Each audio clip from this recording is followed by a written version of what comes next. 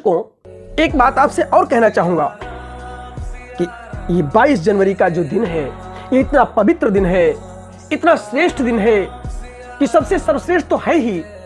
इस दिन किसी प्रकार का कोई भी मद्यपान न करें, दारू शराब, किसी प्रकार का मांसाहार आदि का सेवन नहीं करना है। वैसे तो कभी नहीं करना चाहिए, लेकिन इस दिन तो किसी को नहीं करना चाहिए, क्योंकि ये दिन एक प्रकार का एक अनुष्ठान है, एक व्रत का है दिन।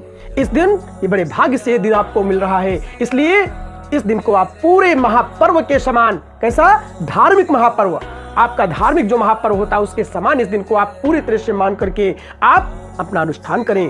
किसी प्रकार कोई भी ऐसा काम ना करें जो अनुचित हो, जैसे झूठ बोलना, जैसे किसी की बुराई करना, लड़ाई झगड़ा करना, मद्यपान करना, मांसाहार करना आदि बहुत सी बातें ऐसे हैं जो प्रतिकूल यानी गलत है, उन्हें नहीं करना है। किसी प्रकार भी अपने मन, अपने विचारों से शुद्ध रहो, अच्छे रहो, अंदर से पवित्र बने रहो और भगवान राम की जितनी हो सके उतनी आराधना करो।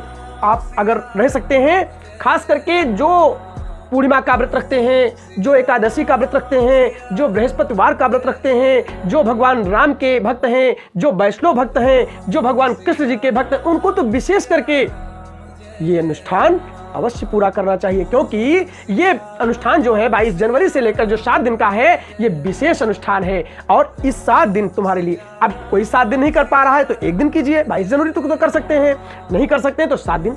अब कुछ नहीं कर सकते हैं तो आपको हम बता दें 2-3 बातें तो आप कर ही सकते हैं। जैसे प्रातःकाल आप ब्रह्म मुहूर्त में उठ करके अपने स्नान करके और उसके बाद जो है अपने भगवान की जो हो सके वो पूजा कीजिए, जो हो सके पूजा कीजिए, उनके नाम का सिमरन कीजिए, भजन कीजिए। लेकिन ध्यान रहे, दीपक अवश्य जगाएं। भगवान राम का एक चित्र अगर आपके पास है तो रख लीजिए, नहीं है तो आप ले लीजिए।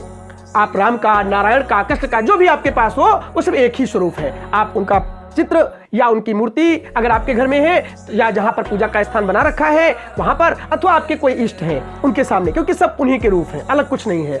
आप बैठ करके अपने आराध्य यानी अपने इष्ट का ध्यान करते हुए उनका पूजन कीजिए।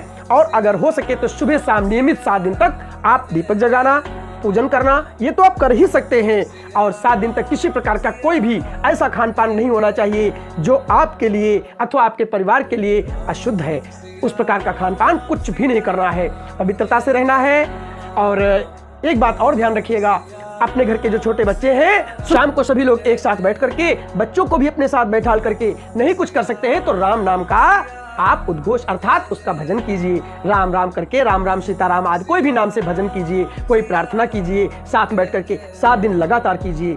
आप खुद इसको महसूस करेंगे कि कितनी ऊर्जा, कितनी पॉजिटिव ऊर्जा आपको आने वाले वर्ष में आपके घर में बनी रही है।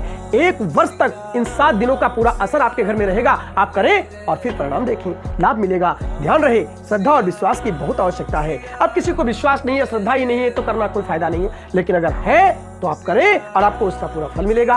वैसे भक्त कभी फल की चिंता नहीं करते, वो तो कर्म करते हैं। इसलिए मैं चाहूंगा आप कर्म करें, आप कर्म करें और ये 7 दिन अपने घर में विधिवत, ध्यान रहे, विधिवत सुबह शाम पूजन करना, ध्यान करना, भजन करना जो हो सके। और कुछ भी नहीं कर पा रहे हैं आप तो कम से कम, आजकल तो मोबाइल का जमाना है, आप मोबाइल में राम का भजन लगा दो, आप भगवान राम की स्तुति लगा दो, आप सुंदरकांड लगा दीजिए, आप हनुमान चालीसा लगा दीजिए। सुबह शाम कम से कम ये तो कर सकते हैं, ये कीजिए, आपको इसका भी बहुत अच्छा लाभ महसूस होगा, यानी मिलेगा।